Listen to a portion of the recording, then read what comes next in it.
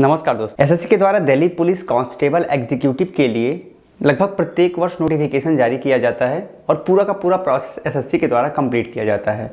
इस प्रोसेस के कंप्लीट होने के साथ ही साथ आप दिल्ली पुलिस में एज ए कांस्टेबल रिक्रूट हो पाते हैं। तो यहाँ पर ये जो वैकेंसी होती है, ये जो नोटिफिकेशन जारी होता है, इसमें मेल एंड फीमेल सभी लोग अप्लाई कर सकते हैं। और अगर आपका सिलेक्शन हो जाता है तो लेवल 3 के हिसाब से 21,700 रुपये से लेकर 69,100 रुपये के बीच में आपको सैलरी मिलती है। तो गाइज, आज इस वैकेंसी के बारे में हम डिटेल में बातें करेंगे कि अगर आप दिल्ली पुलिस कांस्टेबल में जाना चाहते हैं तो एटलीस्ट पूरा का पूरा प्रोसेस फॉर्म से लेकर सिलेक्शन तक क्या होता है। तो आज के इस वीडियो में हमारा यही टॉपिक है, तो आप पूरी वीडियो से लास्ट तक जरूर बने रहिएगा। हे गाइस, मैं हूं अशोक सिंह और आप देख रहे हैं अलग क्लासेस। चलिए वीडियो को शुरू करते हैं। हमेशा अपडेट रहने के लिए सब्सक्राइब करें और फिर बेल आइकॉन पर क्लिक करें। तो दोस्तों, एसएससी के द्वारा जारी किए जाने वाले दिल्ली पुलिस कांस्टेबल के इस रिक्रूटमेंट में जो 10% सीटें होती हैं वो रिजर्व होती हैं एक्स सर्विसमैन के लिए। बाकी बची 90% सीटें सबके लिए होती हैं। ठीक है, अब हम बात करेंगे कि इसे अप्लाई करने के लिए मिनिमम एज आपकी कितनी होनी चाहिए। तो अगर आप 18 साल पूरा कर चुके हैं तो इस वैकेंसी में आप एप्लीकेशन कर सकते हैं और अधिकतम 25 वर्ष तक कर पाएंगे। अगर आपकी एज 25 से एबव हो गई है और आप जनरल कैटेगरी में हैं तो फिर आप इसे अप्लाई नहीं कर सकते। हाँ, कुछ कैटेगरीज को यहाँ पर एज में रिलैक्सेशन है, वो भी हम देख लेते हैं कि कितनी रिलैक्सेशन एज में दी जाती है।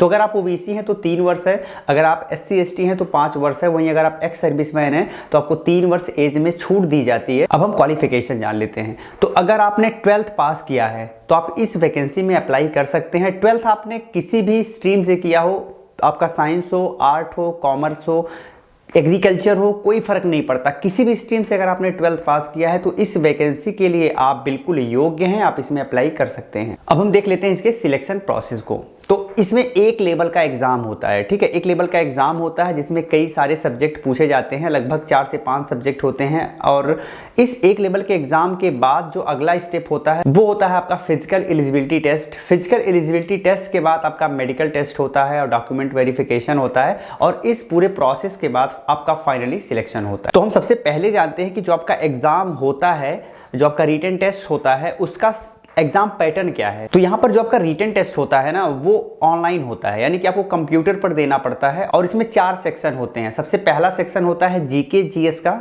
जिसमें जीए भी होता है। एंड इसके बाद जो दूसरा सेक्शन होता है वो होता है जनरल इंटेलिजेंस एंड रीजनिंग का। इसका थर्ड सेक्शन होता है न्यूमेरिकल एबिलिटी, जिसे मैथमेटिक्स कह सकते हैं। और जो लास्ट सेक्शन होता है वो होता है कंप्यूटर एप्टीट्यूड। चलिए देख लेते हैं कि किन किन सेक्शन से कितने कितने क्वेश्चन पूछे जाते हैं। तो सबसे पहला सेक्शन हम लेंगे जीके या फिर जीए का। इस सेक्शन से कुल 50 क्वेश्चन पूछे जाते हैं, 50 मार्क्स के होते हैं। जबकि आपका जो दूसरा सेक्शन है वो है जनरल इंटेलिजेंस एंड रीजनिंग, इससे 25 क्वेश्चन होते हैं, 25 मार्क्स के होते हैं। आपका तीसरा सेक्शन है न्यूमेरिकल एबिलिटी, जिससे मात्र 15 क्वेश्चन होते हैं और 15 मार्क्स के होते हैं। और सबसे लास्ट सेक्शन जो होता है वो होता है कंप्यूटर एप्टीट्यूड, जिससे 10 क्वेश्चन होते हैं, 10 मार्क्स के होते हैं। इस हिसाब से अगर आप देखोगे तो ऑल ओवर 100 क्वेश्चन आपसे पूछे जा रहे हैं, 100 मार्क्स के होते हैं और टोटल आपको 2 घंटे का टाइम होगा, यानी कि 120 मिनट में आपको 100 क्वेश्चन सॉल्व करने पड़ते हैं। तो ये तो हो गया आपके एग्जाम का पैटर्न। साथ में जान लेते हैं कुछ और चीजें इस एग्जाम से रिलेटेड। तो यहाँ पर जो एग्जाम होगा वो आपको कंप्यूटर पर देना पड़ेगा। ऑब्जेक्टिव टाइप के क्वेश्चन आएंगे, जिसे मल्टीपल चॉइस क्वेश्चन के नाम से जानते हैं या फिर हिंदी में बहुविकल्पीय प्रश्न के नाम से भी जानते हैं।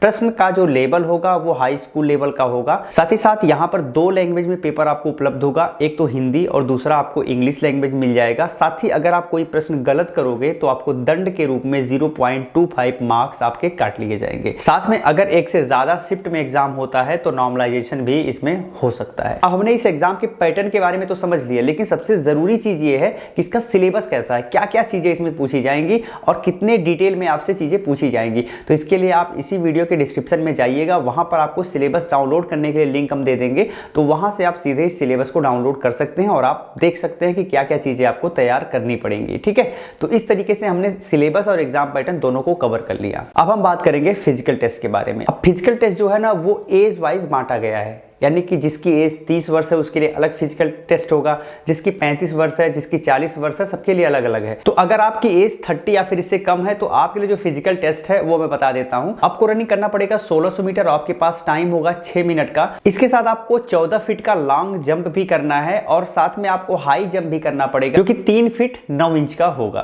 तो ये तो रहा अगर आपकी एज 30 या फिर इससे कम है।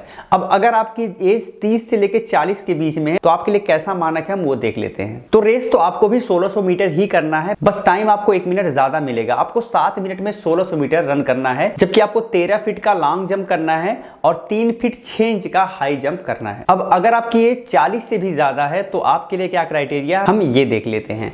तो आपको भी रनिंग 1600 मीटर ही करना है, टाइम आपके लिए 8 मिनट होगा। आपको 12 फीट का लॉन्ग जंप करना है और आपको 3 फीट 3 इंच का हाई जंप करना है। ठीक है, तो ये तो रही फिजिकल क्राइटेरिया। इसके साथ 170 सेंटीमीटर आपकी हाइट होनी चाहिए अगर आप जनरल हैं, और 81 से 85 सेंटीमीटर आपका चेस्ट होना चाहिए, यानी बिना फुलाए 81 और 4 सेंटीमीटर का फुलाव होना चाहिए। इस हिसाब से 81 से 85 के बीच में आपका चेस्ट होना चाहिए। आपको बताना चाहेंगे कि हाइट में और चेस्ट में कैटेगरी वाइज कुछ डिस्काउंट भी होता है, आप स्लाइड पर देख सकते हो। स्लाइड में पूरी इंफॉर्मेशन आपको दी गई है। इसके साथ जो फीमेल कैंडिडेट हैं उनके लिए क्या मेजरमेंट है, क्या मानक है, उसको भी आप इस स्लाइड में देख सकते हैं। पूरा डिटेल आपको स्लाइड में दिया हुआ है। इसके साथ अगर हम फीमेल की बात करें तो फीमेल के लिए 157 सेंटीमीटर की हाइट जरूरी है। अधिक इंफॉर्मेशन के लिए आप यहाँ स्लाइड देख सकते हो, स्लाइड में चीजें आपको दिख रही हैं, आप यहाँ से देख सकते हो। इस पूरे प्रोसेस के बाद जो अगला स्टेप आता है वो होता है मेडिकल टेस्ट। मेडिकल टेस्ट के समय आपके डॉक्यूमेंट्स भी चेक किए जाएंगे। आपके सारे डॉक्यूमेंट्स ओरिजिनल और फोटोकॉपी फॉर्मेट में होने चाहिए। अब हम जान लेते हैं मिनिमम पासिंग मार्क के बारे में। तो अगर आप जनरल कैंडिडेट हैं तो एटलीस्ट 35% आपको लाना ही होगा। अगर आप जनरल के अलावा OBC, SC, ST हैं तो आपके लिए 30% मैंडेटरी है। EWS के लिए भी 30% मैंडेटरी है। अगर आप ESM हैं तो आपको सिर्फ और सिर्फ 25% मार्क्स लाना होगा इस एग्जाम को क्वालिफाई करने के लिए। लेकिन इसका ये मतलब नहीं है कि आपका फाइनल सिलेक्शन इस मिनिमम कट ऑफ पे हो जाएगा। ये मिनिमम कट ऑफ है, यानी ये मिनिमम पासिंग मार्क है। इस मिनिमम पासिंग मार्क से कम नंबर अगर आपका आता है तो आप अयोग्य माने जाएंगे या फिर फेल माने जाएंगे। तो इतना तो कम से कम चाहिए। अब इसके बाद जो मेरिट बनेगी उस मेरिट में आपको आना पड़ेगा। उस मेरिट के हिसाब से अगर आपका मार्क्स आएगा तो फिर आप इसमें फाइनल सेलेक्ट हो पाएंगे। अब प्रश्न ये उठता है कि इतनी सारी बातें हमने डिस्कस कर ली, लेकिन कौन कौन सी बुक हमारे लिए बेहतर हो सकती हैं। तो अगर आपको आवश्यक बुक चाहिए तो आप इसी वीडियो के डिस्क्रिप्शन को चेक कर सकते हो। वहां पर हमने लिंक मेंशन कर दिया है। उस लिंक पे क्लिक करके सीधे आप उस बुक को परचेज कर सकते हो अमेजन से, या फिर आप उस लिंक पे क्लिक करके देख सकते हो कि कौन सी बुक आपके लिए बेहतर हो सकती है और आप मार्केट से जाके कभी भी उसे परचेज कर पाओगे। ठीक है, तो जो भी तरीका आपको अच्छा लगे वो तरीका आप इसे अपना सकते हो।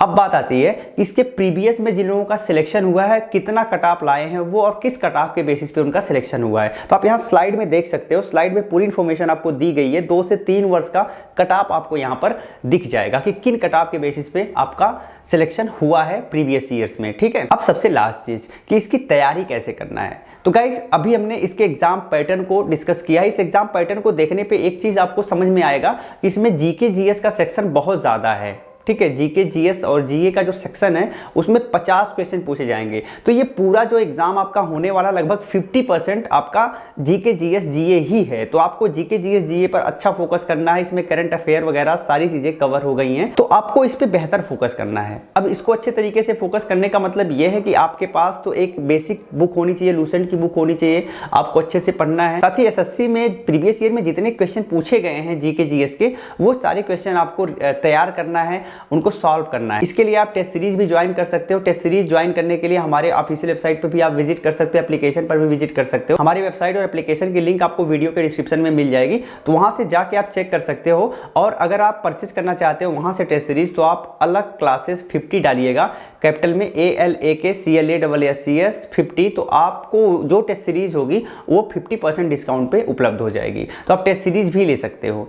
ठीक है, तो पहली थिंग ये है कि आपको जीके जीएस जीए सेक्शन पे बहुत अच्छे तरीके से फोकस करना है। सेकंड थिंग ये है कि आपका जो दूसरा पार्ट है रीजनिंग का, उसका भी भारांक अच्छा खासा है, तो आपको इस पे भी फोकस करना है। 25 क्वेश्चन पूछे जाएंगे रीजनिंग सेक्शन से, तो आपको रीजनिंग सेक्शन भी अच्छे से तैयार करना है। कोई भी एक बेसिक बुक आप रीजनिंग के लेके पढ़ सकते हैं और अच्छे तरीके से ये तैयार हो जाएगा। ठीक है, अब आती है तीसरी बात कि न्यूमेरिकल एबिलिटी के लिए क्या किया जाए। तो न्यूमेरिकल एबिलिटी की भूमिका थोड़ा सा कम है, फिर भी आपको प्रिपेयर तो करना ही पड़ेगा। तो न्यूमेरिकल एबिलिटी के लिए भी आप एक बेसिक बुक लेके अच्छे तरीके से कॉन्सेप्ट तैयार कर सकते हैं और आप इसमें भी अच्छा कर पाएंगे। और सबसे लास्ट है कंप्यूटर एप्टीट्यूड। तो कंप्यूटर एप्टीट्यूड के लिए भी आप कंप्यूटर की बुक पढ़ सकते हैं, जो बेसिक बुक होती है अरिहंत वगैरह की, वो आप पढ़ के इससे अच्छा नंबर इसमें गेन कर सकते हैं। कोई बहुत टफ एग्जाम कंप्यूटर का नहीं होता है, तो इसे आप एक बेसिक बुक से अच्छे तरीके से प्रिपेयर कर सकते हैं। साथ ही इन सभी के दौरान आपको लगातार प्रैक्टिस में रहना है, आप जो भी पढ़े उसका रिवीजन करें और एक अच्छा टाइम टेबल आपको फॉलो करना है। ये सारी चीज़ें करके आप इस एग्जाम को अच्छे तरीके से बीट कर सकते हैं। और इसके साथ ही आपको फिजिकल टेस्ट पर भी अच्छे तरीके से फोकस करना है, क्योंकि 1600 मीटर की रनिंग है 6 मिनट में,